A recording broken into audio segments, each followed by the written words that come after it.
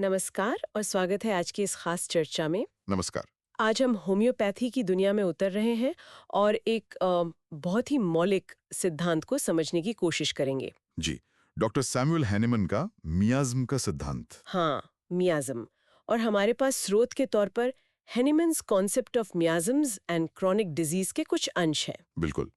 तो आज हमारा मकसद है इस थोड़ी सी जटिल लगने वाली अवधारणा को खोलना, मतलब हेनीमन के हिसाब से लंबी बीमारियों की जड़ क्या है। और इसमें जो खास अंग्रेजी शब्द आते हैं, मियाज्म, एक्यूट, क्रॉनिक, सोरा वगैरह। हाँ, उनको भी समझेंगे। अक्सर सुनते तो हैं, पर मतलब शायद उतना साफ ना हो। सही कहा। ये शब्द मियाज्म, ये अपने आप में ही थोड़ा रहस्यमयी सा लगता है ना? हाँ, सुनने में लगता है कुछ पुराना, कुछ गहरा। स्रोत बताते हैं कि ये ग्रीक शब्द मियाज्मा से आया है, जी, जिसका मतलब है प्रदूषण, कोई दाग या धब्बा। टेंट या स्टेन जैसा। तो चलिए इसी को पकड़कर आगे बढ़ते हैं।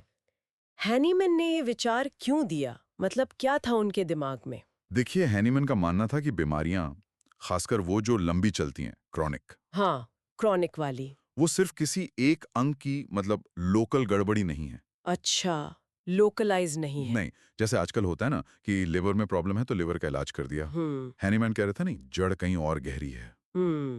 मतलब जो ऊपर दिख रहा है वो पूरी कहानी नहीं है। बिल्कुल। उनके हिसाब से बीमारी का असली कारण है हमारी वाइटल फोर्स, वाइटल फोर्स। जीवन शक्ति। हाँ, जीवन शक्ति जो हमारे शरीर को चलाती है, उसमें आई एक गहरी डायनामिक डिस्टर्बेंस। डायनामिक मतलब गतिशील, कोई स्थिर चीज नहीं। हाँ, बिल्कुल।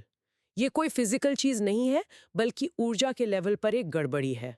और ये गड़बड़ी आती है इन मियाजम्स की वजह से।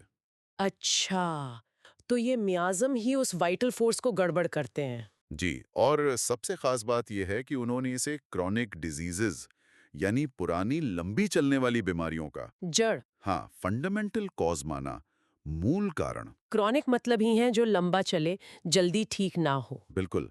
जो सालों साल चलती हैं, कभी कम कभी ज्यादा। यहीं हैनेमन को लगा कि सिर्फ लक्षण दबाना काफी नहीं, उस मूल मियाज्म को पकड़ना होगा। ये तो सोचने का बिल्कुल अलग तरीका है। बीमारी कोई घटना नहीं, बल्कि एक अंदरूनी स्थिति का बाहरी रूप है। सही समझिए आप। तो क्या ये मियाज्म या धब्बे एक ही तरह के होते हैं, या इनमें भी प्रकार हैं? हाँ, स्रोत बताता है कि हैनेमन ने इन्हें मुख्य रूप से दो बड़ी श्रेणियों में बांटा। दो कैटेगरीज कौन सी? पहली है एक्यूट मियाज्म यानी तीव्र मियाज्म, और दूसरी क्रॉनिक मियाज्म यानी जीर्ण या लंबे समय वाला। एक्यूट और क्रॉनिक, ये शब्द तो मेडिकल फील्ड में बहुत कॉमन है। जी हाँ। तो पहले अक्यूट को समझते हैं।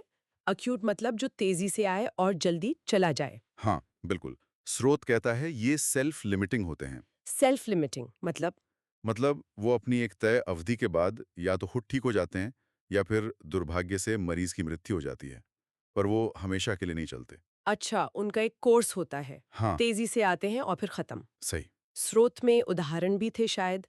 कॉलेरा, प्लेग, स्मॉल पॉक्स, चेचक जिसे कहते हैं, मीजल्स यानी खसरा। जी हाँ, ये सब तेज और गंभीर बीमारियां रही हैं। और इन एक्यूट में भी हैनेमन ने दो और प्रकार बताए। अच्छा, इसमें भी और प्रकार? हाँ, समझने के लिए पहला है non recurring acute मियाज्म। Non recurring मतलब जो बार बार ना हो। बिल्कुल, नॉन रिकरिंग मतलब जो दोबारा ना हो। ये बीमारियां आमतौर पर जीवन में एक ही बार होती हैं। जैसे? जैसे स्रोत में दिया है स्मॉल पॉक्स, चेचक। या मीसल्स, खसरा। एक बार हो गया तो अक्सर इम्यूनिटी बन जाती है। हाँ, ये तो पता है। ठीक है, और दूसरा प्रकार? दूसरा है रिकरिंग एक्यूट मियाज्म। रिकरिंग। रिकरिंग हाँ। मतलब जो बार बार हो, हाँ। जिसकी पुनरावृत्ति हो सके। ये बीमारियां अनुकूल परिस्थितियों में मतलब फेवरेबल कंडीशंस में हाँ। लौट सकती हैं। जैसे कि? स्रोत में उदाहरण है मलेरिया, मच्छर ने काटा हो गया, बचाव नहीं किया फिर हो सकता है। हाँ, बिल्कुल। या फिर इन्फ्लुएंजा मतलब फ्लू, वायरस बदलता रहता है, बार बार हो सकता है। समझ गए।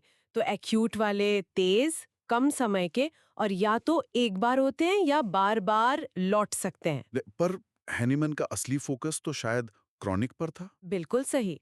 उन्हीं लंबी चलने वाली बीमारियों ने उन्हें ये सिद्धांत बनाने पर मजबूर किया। तो ये क्रॉनिक मियाज्म कैसे होते हैं? स्रोत कहता है ये डीप रूटेड मतलब गहरी जड़ों वाले। और लॉन्ग लास्टिंग? हाँ, लंबे समय तक चलने वाले।